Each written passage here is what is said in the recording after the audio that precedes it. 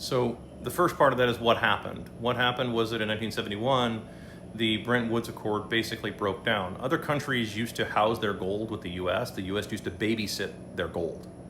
And all the gold bars that those other countries owned were supposed to be non-fungible.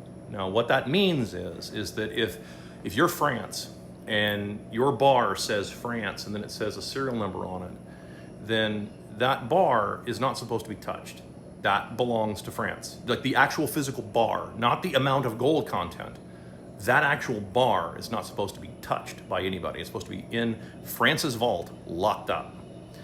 And that's the end of it. That's so that the gold doesn't get double and triple and quadruple counted.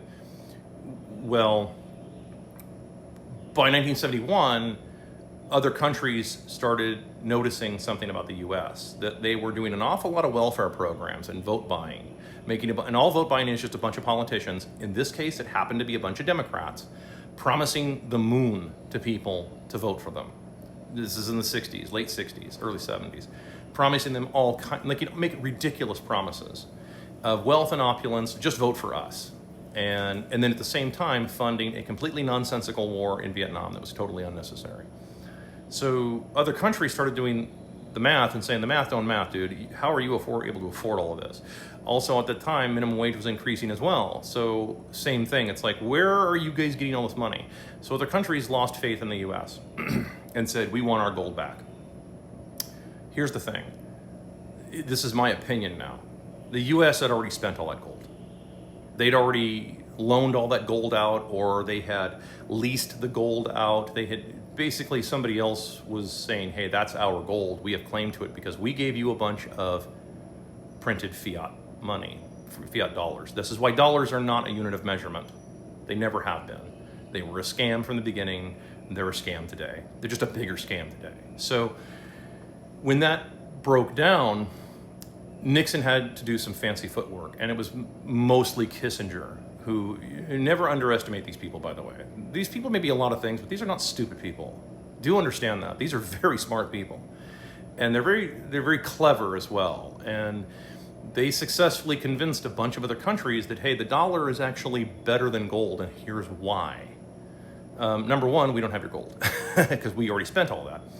Number two, it's better because, well, hey, if you have a problem, we can just print more and send it to you. And since the whole world sees the dollar as this #1 brand out there, well, we'll just capitalize on the brand of the US dollar. And that's what happened. So now, again, I'm leaving out the petrodollar. I'm leaving all that stuff out. I'm just talking about the branding of the term dollar, because that's what happens. Everybody converts everything to dollars, and it's like, stop doing that. If you start to convert it to ounces of gold, you will find real price discovery very quickly. And if you want to find the most accurate, pinpoint, precision price discovery, you would price it in orange internet money. We don't say the B word here, but for real, like those are your two options. Gold is a base element on the periodic table. You can't mix other elements to get gold. It's a base element, which is why it was chosen for money for so long. I'm not going to get into the silver argument because it's largely used in commercial applications. So we're just going to stick with gold because for the most part, that is a financial instrument more so than silver, okay? But by a lot, actually. It's more so by quite a bit. So when that broke down, that relationship with the countries broke down, there had to be a new relationship established. At that point, the dollar needed to be propped up by endlessly cheaper labor, which meant that you had to keep working more and more and more to get the same. This is why you have so many people right now that are working more hours they've ever worked, making more dollars than they've ever made, but their lifestyle is all going backwards. They're like, how do I, it's sort of like the people who do the videos that are like, hey, I've been paying like this much money on my student loans and my car note for this long, and I owe more money than I'll start. Like, yeah, that's what it requires. It requires constant debt because the dollar is a debt-based currency. It has no actual intrinsic or mathematical value to it at all. None. There's no valuation to it. It's just arbitrary. It's whatever the government claims, and the Federal Reserve claims it's worth.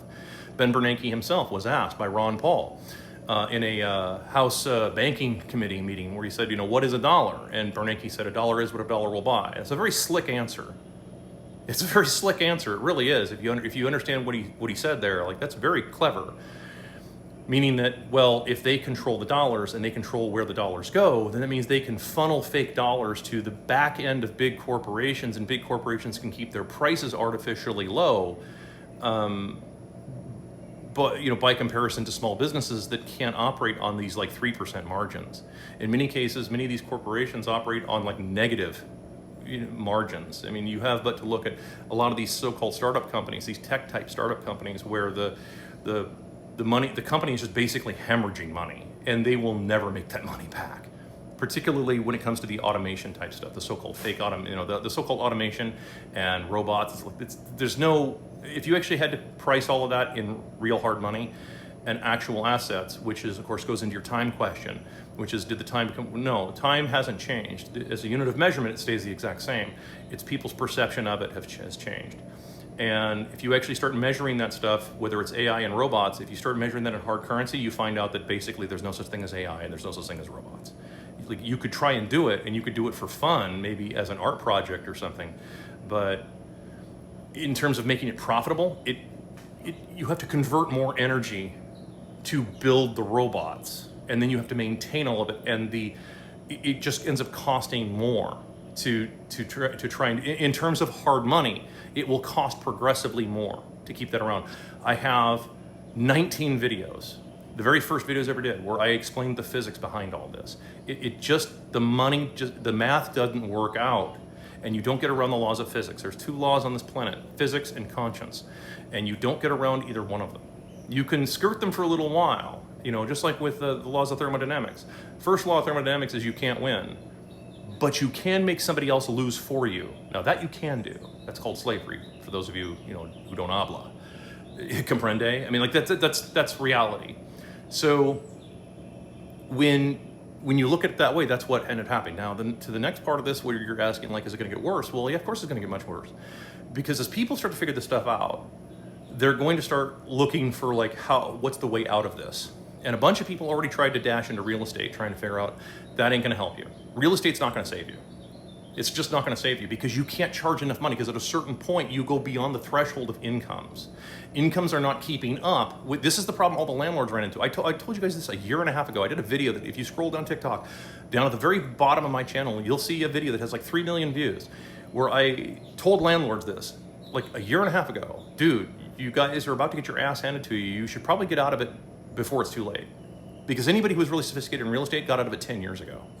No joke. They got out of it a long time ago, because the numbers go too far outside of the market.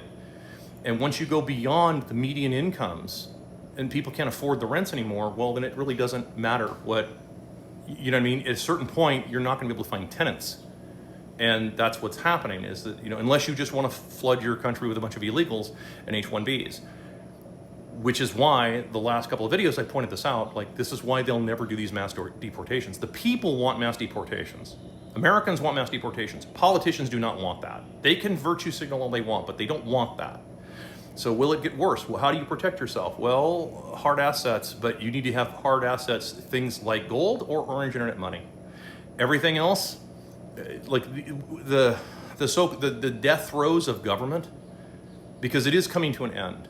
This is all coming to an end. All these giant corporations, all these giant governments, this is all coming to an end. Giant banking, it's all coming to an end. Because they've gone beyond what the market. That's why they need to have all this massive central controlling system, and they want to control it. They want to monitor your emails and your phone calls. It's why they want to do that. It's because they need to have people like me not explain this stuff to you. You realize how dangerous all the stuff that I'm explaining right now is? For those who have the ears, you know that I just basically explained to you how to take over the goddamn world, if you reverse engineer everything I just explained. So keep your powder dry.